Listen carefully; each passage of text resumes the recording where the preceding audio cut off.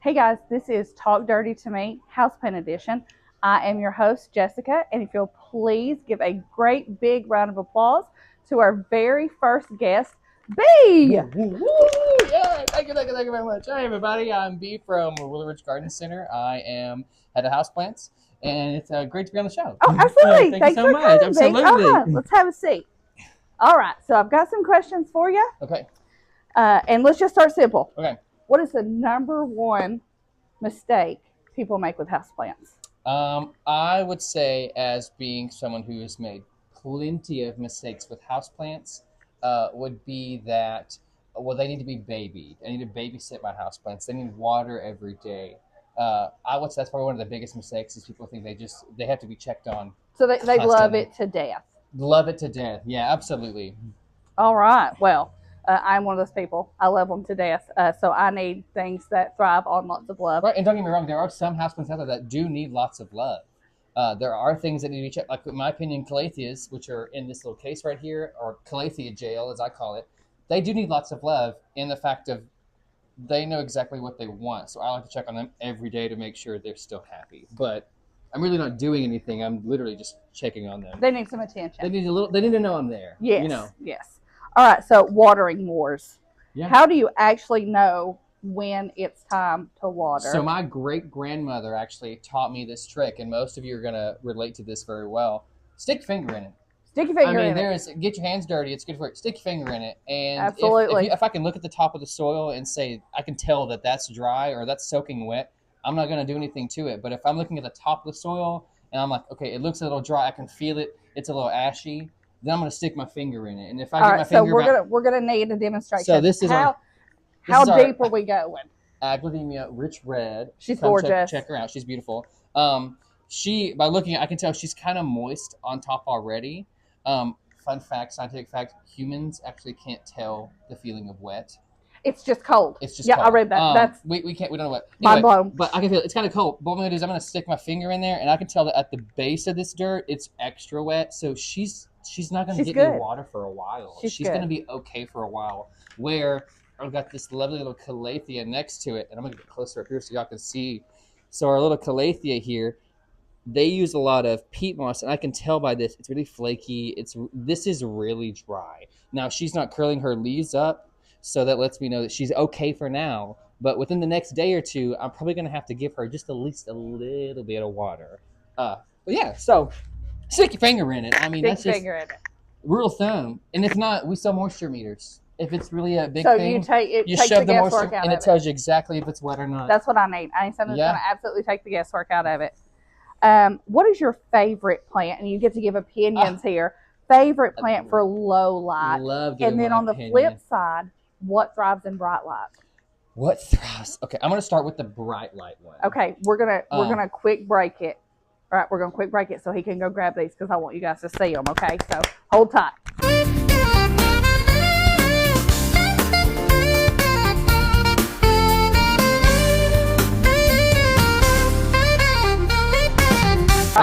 Welcome back. I hogo you enjoyed that commercial break. I know that we did. It was great. B has handed me a what is this? This is a sago palm. Sago palm. I'm in marketing. I don't do plants. Anyway, she has poked me about 4 times. She's really pokey. She's really pokey. So sago palms love bright all day sun. So as a house plant, this is one of those that you can actually in the spring use it in East Tennessee around middle of May just to be extra sure because these are our babies.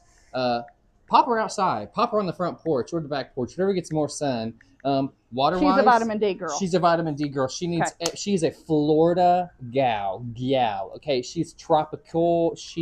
Tropical. And I know it looks like it would be fragile, but these are actually thick. Stiff. It is not a fragile plant. Absolutely stiff as a board. Very pokey. And believe it or not, doesn't take that much water. She really doesn't like a lot of water. I will say, disclaimer. I'm gonna set her here. The only negative thing about a sago palm is she is highly toxic to pets. So if you've got those chewy puppies, probably don't want to. You've got one like me. She likes to chew on them, so maybe not. Now, another thing, Succulents. Succulents love a bright light moment. They not all of them want to be in direct sunlight, and the way I explain to my customers what's the difference between direct sunlight and bright light. Right now, I'm sitting in bright light. It's very well lit room. Very well lit. I could take a selfie in here and probably get at least lighting's good. My mother would at least like it. It'd be at least a good 4 likes. Where direct light is, I'm in the tanning bed. There's lights all around me. I'm sitting out in the sun. There's no You're parching. I am cooking. I am baby oil on, cooking. So that's the difference between direct light and bright light. So, for example, and I'll come up close. And I love these. This is my tiger's jaw Ficaria. It is a succulent, and it's beautiful. You can see she's actually blooming right now. I have another one that's actually blooming. I should have grabbed it, but oh well. But anyway, she's beautiful. She likes living outside during the summer. Now, she gets a lot of morning light compared to the afternoon light. The west-facing light usually gets really hot, and succulents are still kind of tender, so I don't like them to be out. They can be. I don't like them here to be out in the afternoon sun. And another one, I just got this one in. This one's great as well. Same treatment as her. This is our booby cactus that came in. It looks like a Christmas tree. She's beautiful. I know she kind of has a cheeky name. She does have a little cheeky name, so it could also just be, a Christmas tree cactus if you wanted it to be. But these are absolutely fantastic. Again, bright light. They need the light to grow, and both of these are really low water. I mean, this tiger's jaw probably sat in the greenhouse for at least a couple of weeks without water, and then if I wanted to, I would come around once a month, every month and a half, and it's kind of rough, but I put it in a bucket of water and hold it under the water until she stops bubbling. Yeah, and she loves that. She's great. Thrives on neglect. Loves for you to hold them under until they stop bubbling. This is summer perfect. Girl. Loves the sun. This is perfect. Yeah. Perfect. All right. Be honest. What plant do you struggle to keep alive? It's this one that's been poking me in the nose, which is crazy. I'm a houseplant girl. Okay, I live for my houseplants. I have over 100 at home right now. That he does. He does. Every room in the house has a houseplant. Pothos, which is a beginner. Well, this is just me. I think there's a curse on my family. Years ago, someone's generational trauma. It's a generational trauma. I cannot keep a pothos alive to save me. And it's one of those overparenting moments, I love it to death. Yep. Now, granted, I have one right now after I killed killed a few. I have one now that my grandmother actually gave me, and she said, "You're not going to kill this one. This one will not die." She has broke the curse. And chain breaker, generational curse breaker. And she sits upstairs in her pot across the railing. She grows, and she gets water sometimes, and she likes that. She's fine with that. And completely fine with that. I'm the complete opposite. I kill everything I bring into my house, but my pothos is all over my kitchen. Yeah, just vined out everywhere, big, luscious, it's beautiful. It's a jealousy thing. Either you're a pothos girl or you're not. And if you have anything other than the pothos is like, no. It's like, no, I'm out. Sorry, I'm out. I'm out. Yeah. If somebody is just starting their indoor jungle, what would you suggest? Other than the pothos, because we've already talked about that it's super easy for most people, just not be. Right. Other than me, which is the biggest regret I have in my life. If I was to say what would be the best starter plant, before we get to that one, you asked me about bright light plants. Oh, yeah. What about, we didn't answer low light. Yeah. For low light plants, another commercial break. We will be right back. Welcome back. We did move a little bit. I'm probably going to have to scoot me over some. Stuff keeps hitting me. The sun is coming in the window, and it was absolutely blinding me. And I didn't think you all wanted me like this the whole time. Bright like a diamond, Jessica. Yeah, it was going to start reflecting off my translucent ginger skin. But we're back, and we needed to rewind because we forgot to talk about low light plants. So you asked me about the bright light plants, and I gave you my 2 suggestions for those. And I'll just lean over here. Hey. Low light plants. So number 1 low light plant that we sell here is the ZZ plant. Super easy. I tell people with these, they obviously everything needs some light so that it can photosynthesize. But this is a really bright room, and it is fine in a well lit artificial room. But for sunlight, it's like, okay, as long as the sunlight's in the room with us, it's okay. And it is like, I don't know how well color transfers through But these ZZ plants are so Oh my gosh, green. I got so many varieties. So green. So this one is just the chameleon. So that's why this one is so, which you can see it better off of my vest here. So green. I also have the ravens, which are black leaves, and goth gardening was a really big thing recently. Yes. I have a raven at home. I love my raven. These, I tell people, water wise, check on it once a month. Do not water it once a month. Check on it, and when it is bone dry, dunk method. Dunk it, soak it, let it drip dry. You're good to go. Houseplants are made for anger issues. I'm just they really telling you. Are, yeah. I mean, if you need to release some stress, you're stressed at home, you're stressed at work. Live out your serial killer fantasy. Yes, buy some houseplants. But just don't actually kill people. Or your plants. You don't want to kill your plants. Or your plants. You don't want to kill your plants either. Next, this one is crazy to me. Now, this is a lower light plant, not a no light plant. The other ones are more of a no than low. This is a lower light plant, but it's beautiful. This is a bromeliad. So bromeliads, like lower light, obviously they need Shout out to Tom Lakers for teaching me what a bromeliad was. And they're beautiful. I mean, look at these flowers. These are gorgeous. So what I love about bromeliads, also with the watering, they don't necessarily want you to water them in the pot. They want you to take your watering can and start at the top and you watch it trickle down. These grow naturally in the rainforest where it rains literally at least once a day. So, and everything's got to come... I'm just breaking. So they're literally designed to catch the rainwater as it falls down. So you check the little slits between the leaves, and as long as there's some water in there, then you're good to go, and they stay happy. All right. We moved, so the plant that's behind us is not hitting him in the face anymore, which was making me giggle. But is it okay to prune house plants? Oh, or absolutely. Is that like a no-no? If you want your plants to grow, cut them. And then now you have two plants. This is getting too long. This was slapping me in the face. On these pothos specifically, there are aerial roots back here. So if I cut just below this aerial root, I know this is going to push out a new node. And actually, instead of it being one stem, it should split into two. Or sometimes it doesn't do that, and it'll just push out a new branch. But that's completely fine. And now I have two new plants. I can pop these in water, and I have two new pothos plants. I really like to give these away for Christmas because everyone in my family is a plant person.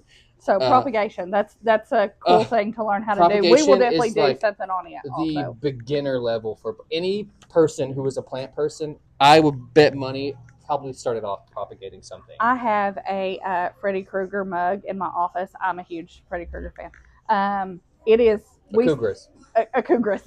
We started out with two little plant cuttings like this. Oh my gosh, a trade scanty is Zabrina. Just a couple, and it is overgrown. It's huge. Freddie has the most luscious locks I have ever seen in my life. Okay, what is the current plant that everybody's coming into Willow Ridge to get right now? Coming into Willow Ridge to get right or now. Calling us, whatever. So I don't have the plant, in my opinion, what the plant would be. But I am tirelessly looking for it, and everyone remember this. Don't ever forget, does not sleep a wink every night without looking for it. Right now, everyone and their mother wants, well, for one, orchids, because I'm out of orchids, but I'm getting some. We are getting some orchids. I've got an order coming in. Those are coming. Shampoo ginger. So Awapui is the Hawaiian name. Every time I see a TikTok, whatever, for shampoo ginger, I think, I wonder if that really works. So I was talking to Karen about it. She's one of our registered gals, a great garden center gal. I was talking about shampoo ginger. I kept saying shampoo ginger, shampoo ginger, shampoo ginger. She's like, what is that? I'm like, well, it's actually called Awapui. She goes, that's in almost every skincare and hair care product I have. So obviously it knows. It works so good. And I'm telling y'all, the day when it's coming, I can feel it. It's like in the tips of my fingers. When I find it. So stay tuned for some shampoo ginger. When I find it, it will be here. We will have it, and we will let you know about it. All right, so we've got 2 questions left, and then we're going to kind of wrap it up. And you will see B in later episodes, I'm sure. Plant therapy. So why do you think houseplants are good for mental health? And fun fact, maybe not a fun fact, Spit it out, girl. Spit it out. I can't think. Announcement for everybody that November is Men's Mental Health Awareness Month. Nice. So I'm going to insert here, shameless plug. If you are feeling not worthy or you're feeling like, you're not mattering, you do. Yeah. 100%. Talk to somebody about it. Come in here and talk to us. We'll talk your head off. We will talk your head off. We will talk you into taking a plant home that you have to take care of. Or 5. Or 5. Right. But back to regular scheduled Why programming. do I think it's so therapeutic? Why is it so therapeutic? For me personally, I got into houseplants after, I would probably say, one of the hardest moments of my life. My parents just divorced, and that happens to a lot of people. It's just something that's part of life. Kids, adults. Yeah. I mean, it just happened. My parents got divorced. I was torn up, and it was something that I could set to the side and I could watch growth happen. And you had control over I had control over, that I didn't necessarily have to do much, because it was a propagation. So it was a pothos. Mm-hmm. I put a pothos in a pot, and I just started watching the roots grow, and it was just every day they grow really fast. So every day I would come in and I could see the roots grow, and I was like, there is change, and it just taught me that everything changes, life changes. That pothos probably didn't expect to get its limbs cut off, but it's growing. It's still growing. It did not stop. Still thriving. Just because it got cut, just because it got damaged, doesn't mean it stopped growing. Also, I just feel like plants are very primal. They've been here longer than we have, and so Absolutely. us as a species have grown up next to them, and it's just it takes you back to your roots, literally. But insert a little drum, but here. But yeah, absolutely. I don't know. I just think we're just meant to have plants around. I agree. Like I said, I have a tendency to kill everything, but I love having all these little plants in my windowsill for me to see. Doing dishes, cooking supper, staring at my neighbors. Yeah. And even speaking of cooking supper, I got these tropical rosemaries right now. Oh, I wish. And these will go great in your windowsill. So while you're cooking, you're like, that needs something.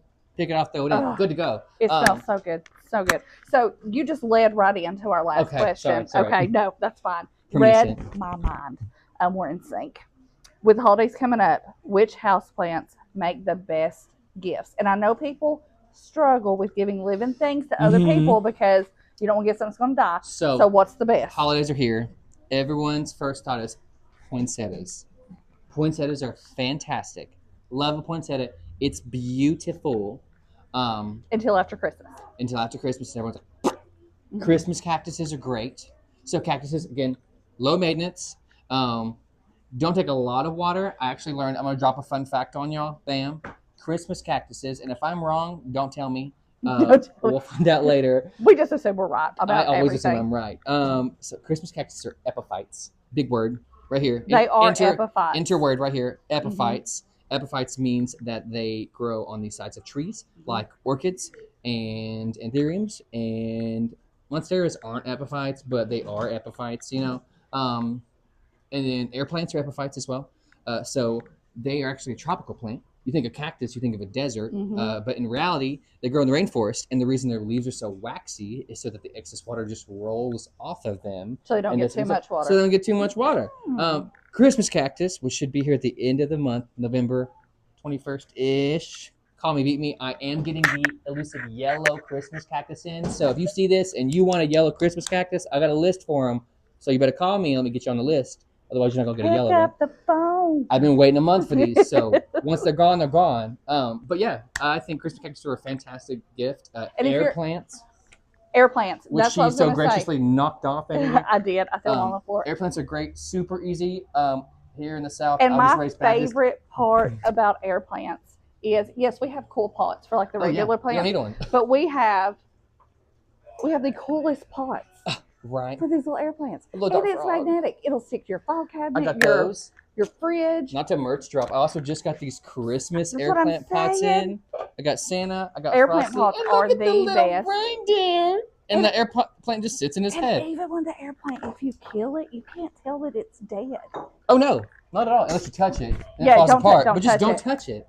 They just look good, so nobody really knows. It's like spray painting your mom's green after they die. Love spray painting moms. That's the best. All right, guys.